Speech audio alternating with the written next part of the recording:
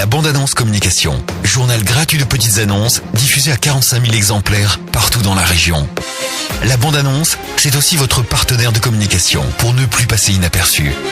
Création et impression de vos cartes de visite, affiches, banderoles, flyers. 2 agences à votre écoute sur Ganges et Quissac et par mail à contact@labandeannonce.fr. La bande-annonce communication, agitateur de pub.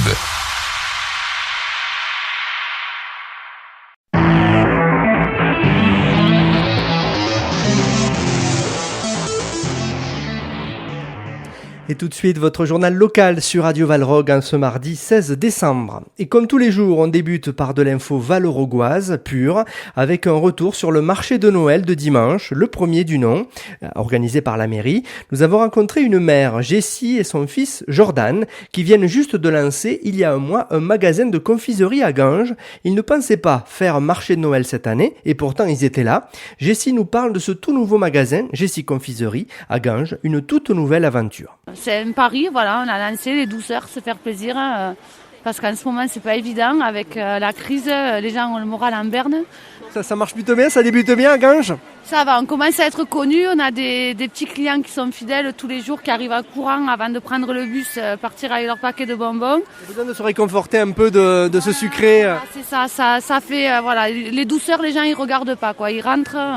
Et notre premier client adulte dans le magasin est venu acheter des bonbons, pour la petite anecdote, après avoir payé ses impôts. Elle sortait de chez le percepteur et elle s'est arrêtée au magasin en disant « j'ai besoin de douceur ».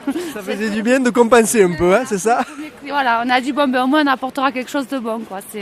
Et donc vous n'aviez pas prévu de faire un marché de Noël, c'est une nouvelle aventure pour vous et finalement vous ne le regrettez pas, quoi? Non, pas du tout, ne serait-ce que par l'accueil déjà au niveau du comité qui nous a appelés, qui nous a aiguillés, qui nous a dit comment il fallait faire parce que bon, on ne sait absolument pas. Et ensuite les autres exposants qui ont su, quand on est arrivé ce matin, qu'on était les premiers, que c'était le premier qu'on faisait, ils nous ont aidés de suite, ils nous ont dit comment ça se passait, ce qu'il fallait faire, mettre en avant. Vous n'avez pas trop souffert, quoi, de faire ça pour la première fois? Non, on a bien rigolé au départ, ne serait-ce que par la structure qu'il a fallu monter plus ou moins, voilà. C'était être à l'abri. Voilà, on a appris les choses côté positif par rapport au temps et moi je trouvais voilà que c'est un bon début, c'est bien à refaire. Hein.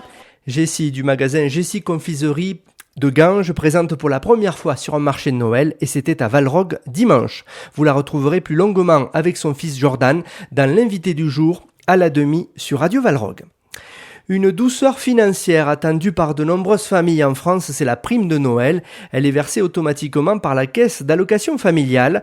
Dans l'Hérault, les versements vont débuter jeudi. Elle varie de 152 € pour une personne isolée seule à 457 € pour une personne isolée avec 5 enfants. L'an dernier, la CAF de l'Hérault a versé 8,3 millions d'euros à 39 000 foyers. Les résultats des élections professionnelles sont connus. Dans le Gard, c'est la CGT qui arrive en tête avec 3067 voix sur 9891 votants, suivi de la FAFPT, 1706 voix, de la CFDT, 1496 voix, de Sud Solidaire, 1298, de Force Ouvrière, 1123, UNSA, 566 et enfin d'Hiver, 239.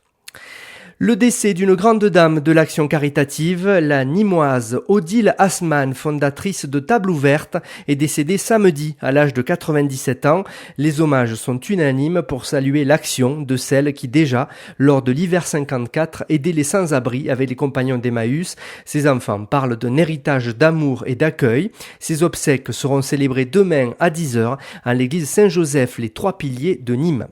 Et rappelons que Table Ouverte, c'est 70 repas servis à Nîmes tous les midis, du lundi au vendredi, plus les colis le week-end. C'est aussi 40 bénévoles et 4 salariés. La presse revient également aujourd'hui sur l'annulation de dernière minute samedi du festival I Love Techno de Montpellier, qui affichait complet avec 35 000 spectateurs au Parc Expo. Une annulation de dernière minute de la volonté du nouveau maire de Pérols. L'organisateur Armel Campagna s'explique dans Midi Libre aujourd'hui. Il déclare: si la soirée avait réuni 35 000 fans de musique classique, l'issue n'aurait pas été la même. L'avenir de la manifestation est encore en suspens pour l'an prochain. On termine ce journal avec la neige qui a du mal à tenir à la station de Prapero en raison du redoux. La date d'ouverture de la station prévue initialement pour samedi pourrait être donc décalée. Nous vous tiendrons au courant. En tout cas, les forfaits annuels d'accès à la station de Prapero sont en vente à prix promotionnel jusqu'au 31 décembre. À noter également que la mairie de Valrogue vient d'ouvrir une page Facebook officielle de la station de Prapero. En plus d'une page de fans qui a été créée il y a quelques temps et qui rassemble déjà plus de 4000 fans. La météo. Un temps identique à hier avec des nuages et un peu de soleil dans l'après-midi, des maximales à 11 à Valrogue et 13 au Vigan et à Ganges. De la pluie est toujours annoncée pour demain. En ce 16 décembre, bonne fête à toutes les Alice, bienveillantes et maîtresses d'elles-mêmes. Le dicton du jour, décembre de froid, trop chiche ne fait pas le paysan riche. Je répète, décembre de froid trop chiche ne fait pas le paysan riche. Bonne journée à tous.